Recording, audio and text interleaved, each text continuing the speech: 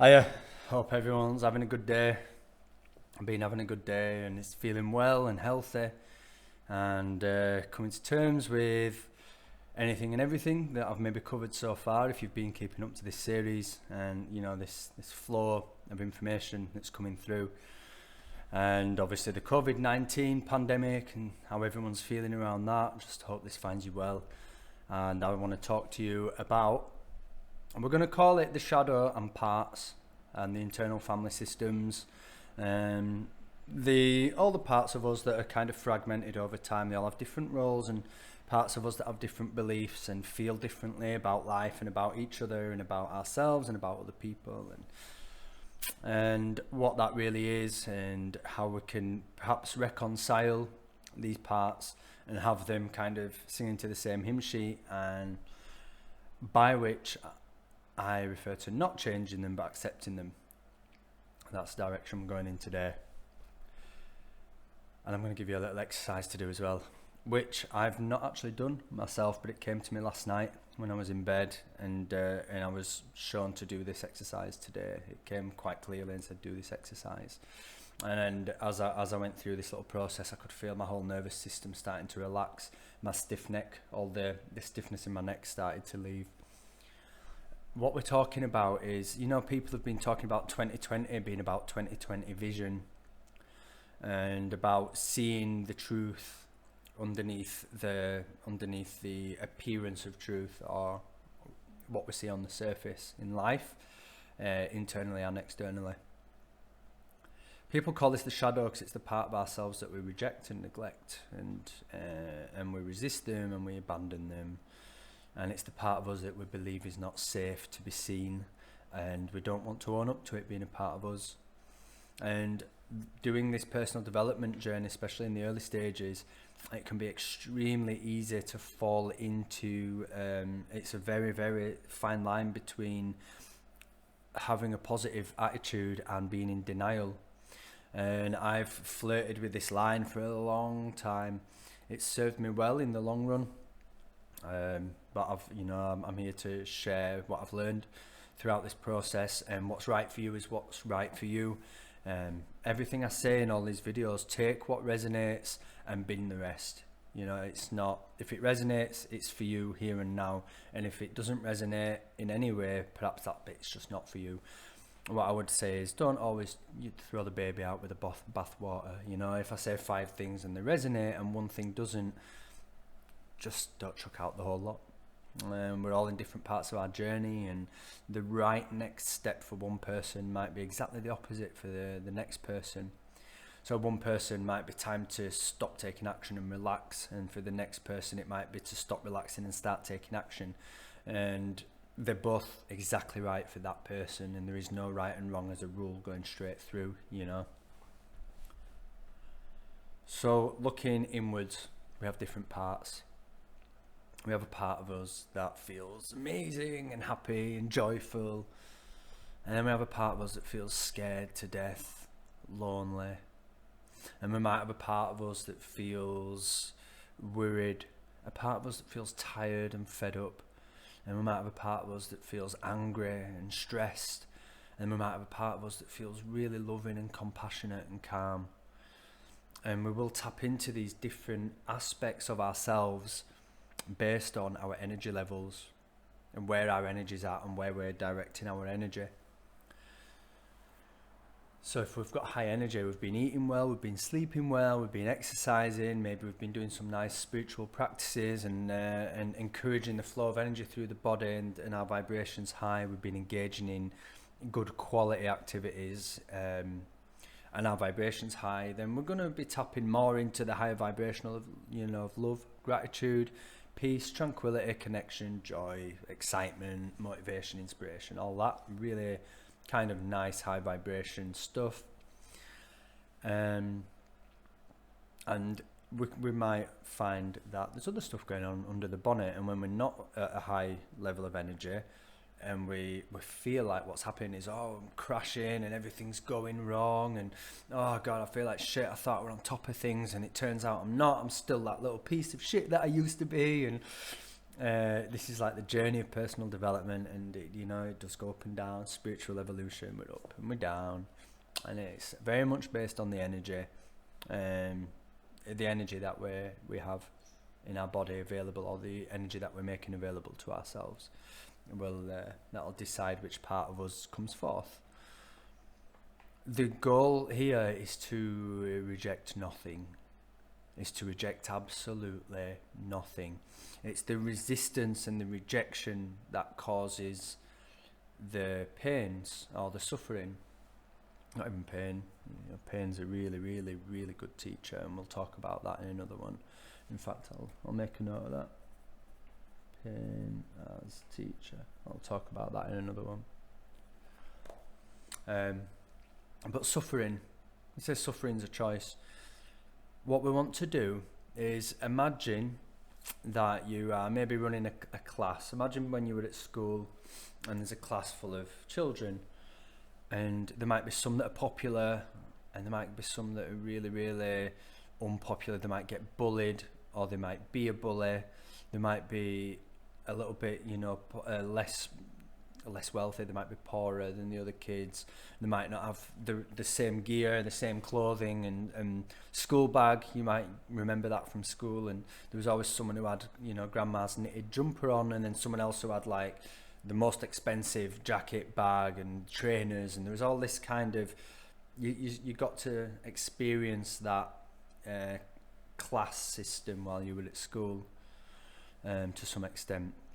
Or maybe you can imagine now the same in the world, the third world, and then you've got like America, and then South America that's somewhere in between in a lot of places, and you've got some that are really forward thinking, some that are kind of very archaic in the way of thinking. Just imagine that what we see played out in society is what's going on inside. Now, as an adult, you might look back and see the poor kid at school that maybe you felt sorry for him, but maybe sometimes you might have been mean to them, and you might have. I remember at our school, and I laughed, but it really was cruel. There was a girl that I went to school with, and people had put their hand on her and then run around going germs and touch everybody else, and everyone had run away from him.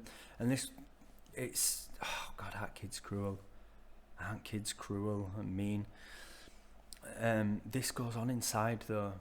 So if you remember that sort of thing that went on at school, and actually how heartbreaking that is, that poor person had to deal with that day in, day out, and then they went home and that'll have been stewing, and their whole body and nervous system and psychology, the mental state will have all been so heavily affected by that. And you can just imagine, can't you? That's what goes on inside with these parts. There's parts of us that feel like that. And then, sorry, there's a lot of dry air in this room, in this place. We have storage heaters. It gives me a bit of an itchy nose. There is, all those parts are kind of represented. We have the parts that we think are cool, popular, and that we kind of will put on a pedestal and go, yeah, I like that part about myself. And then we have the other parts that kind of get rejected, and you're like, oh, I'm a bit ashamed of that part. I won't tell anybody about that. And then you have the part of you that bullies that part. Like maybe you're a bit clumsy, you spill things, and go, stop spilling things, you idiot. You might speak to yourself that way. These are parts interacting. Now, can you imagine the best teacher in the world, or the best, governing system you can imagine in the world, if we take it to a planetary level, or rather than a school, whatever feels right for you. But imagine if everybody was treated equally. Imagine that school, if the teacher made every student feel so appreciated and valued and loved and respected. That's a big word that's coming up a lot for me at the moment, respect. And respected and valued to the extent that it didn't matter what everybody else said. They knew the person they were listening to, the person in authority, really brought that love to that person and helped them to see the truth of what they are, which is just beautiful and love. And then imagine that all the other people in the class all the other kids start to go, oh yeah, teacher's right. I can see that now. I get it. They are actually, oh God, yeah, what was I thinking? And then they all start to come together and they all start to raise their level of self-acceptance. This is our job. When it comes to shadow work and parts, imagine all this going on inside. We want to accept everything equally, regardless of what it is. It's all about relinquishing our resistance. It is that simple in terms of that. It sounds simple, right? It's not that. It's a simple process, I guess, over time, because you realise all we need to do is that. But these parts hide because we've rejected them for so long. They're buried and we've disowned them. And so we might have to fish them out. Now, a good way, there's lots of good ways to do that. Breathwork does that for you. The entheogens and ayahuasca definitely does that for you. But I don't like to promote these to people. It's been a big part of my journey, but it's not for everybody. Certainly depending on where you're at as well in your journey, whether or not that resonates with you. But a really good starting point in the exercise that I wanted to share with everybody today is I'm going to do this today, and I'm going to share my results with you and just what my experience was of it as well. It's kind of like journaling, I guess, but what we want to do is acknowledge all the parts. We want to find the truth. We want to relieve ourselves of any denial whatsoever, to bring all parts up and honour them equally, to acknowledge them, to accept them, to honour them, to be grateful for them and to love them.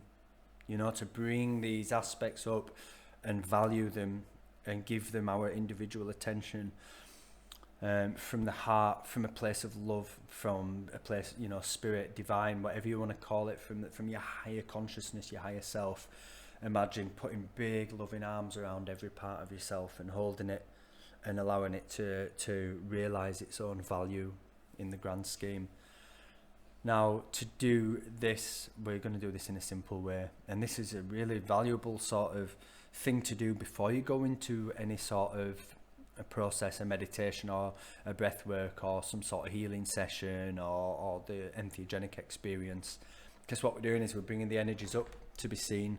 So if you can do that before you go into a process or some sort of meditation, it'll be at the forefront, so it'll process nice and easily, I guess. So what if we do this? Take a book, sheet, whatever, and write on it, there is a part of me that feels, and then you add the next word. And rather than just put there is a part of me that feels and then list a load of words, I personally feel it'd be important to write for each one, there is a part of me that feels. And this is going to serve lots of purposes. And first of all, I want to say this is not an exercise in just seeing how many different things you can list. We want to connect with each one as it comes up. So it might be, there is a part of me that feels strong. There's a part of me that feels brave and courageous. There is a part of me that feels weak and scared. There's a part of me that feels grateful. There's a part of me that feels abundant.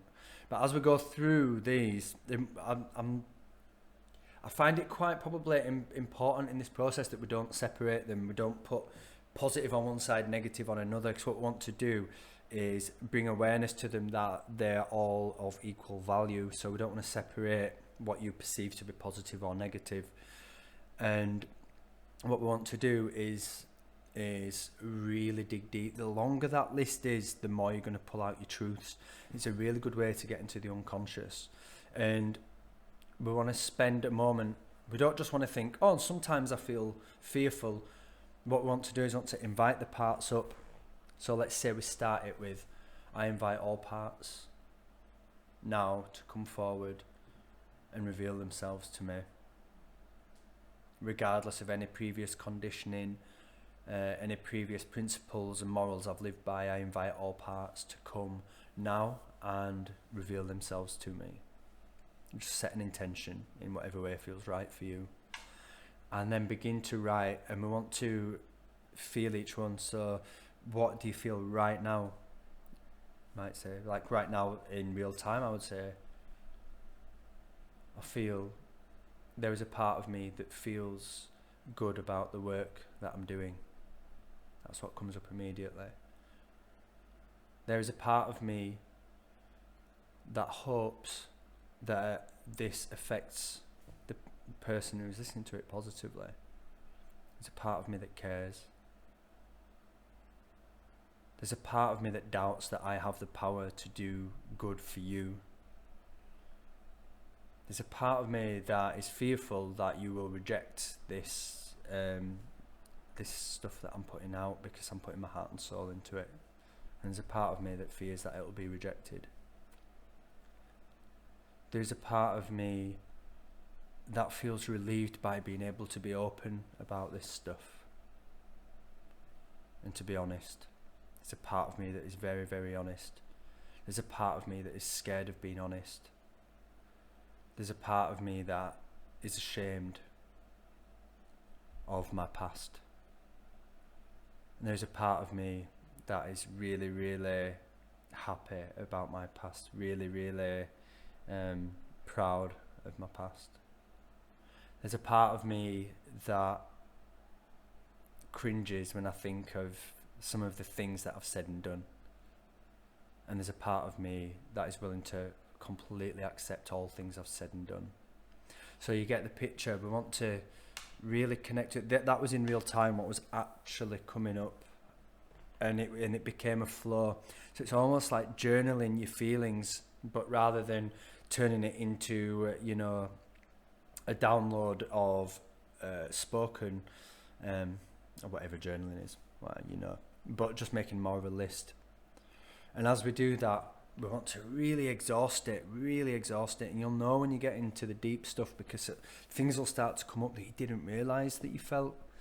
And things will come up and you'll be like, wow, I didn't even realise that. So I've done similar exercises to this before, not exactly in this way, but I've done similar ones before, and you really start to surprise yourself, and old memories will start to come up, and you're like, God, I forgot about that. And that's when you're getting into the shadow, and things come up that you've forgotten about, things come up that you thought you'd dealt with, or you thought you'd forgotten about, that you thought you didn't know about yourself, and this stuff starts to come up. So dig really deep and just keep on with the list, exhaust the list, just keep going and keep going and keep going. I might even share mine tomorrow with what comes out and my experience of it. I think that might be useful for some of you to help give you permission to do the same if you haven't already. Maybe we can create a little thing where a few of us share. What we're doing is we're honouring all the parts. And then after we've made this list, maybe we go back through the list and revisit them, each one. Sit with it. Acknowledge that part. Maybe bring love to it, sit with it and bring love to it. What if we just kept doing this? Can you imagine? This really follows on beautifully from yesterday's, because yesterday I was talking about taking your traumas in the last video, taking your traumas and things that you're scared of, your fears, the things that you've had a negative sort of energy towards, and transmuting them by finding the positives in it. But this is about honouring the emotions you have towards that as well, to honour the emotion as well as bringing the positive out of it. Let's always honour the feelings that are coming up, and honour the part of us that is expressing in that moment. This will be deeply transformative, deeply helpful, and it's going to help make you feel more whole, more complete, more self-accepting, more authentic, more honest. As you go through this list, I'll be very surprised if you don't feel your nervous system sort of relaxing, sinking out of denial and into truth. And there might be tears, there might be laughter as you go through this process of owning and recognizing these parts. Some of them might have laid dormant for 20 years, 30 years, and it's about honoring them. And we will go more into the way that we can dig out the deeper stuff in another video, but for now I'm going to leave it at that. So dig deep. And if you want to reword it in some way, then do that. But the way that I'm going to do it is, there is a part of me that feels And another benefit I want to add onto this is the fact that what we're doing is we're disidentifying. We're not saying I am scared, I am sad as an identity statement that is all consuming and makes it our reality. But what we're saying is we're none of this and we're all of it. We are everything and we are also none of that stuff as well. Depending on how you want to look at it, both is true or neither is true. It's a bit of a paradox. You always seem to know that you're meeting a really deep kind of spiritual truth when there's a paradox involved, I find. Enjoy the process, let the emotions come up, and please share anything that comes up for you, and share it with the communities that you're in, this exercise, and let's allow a wave of authenticity and truth, you know, in this year 2020 and beyond, whenever you watch this video, and let's bring clarity, let's bring truth to the situation.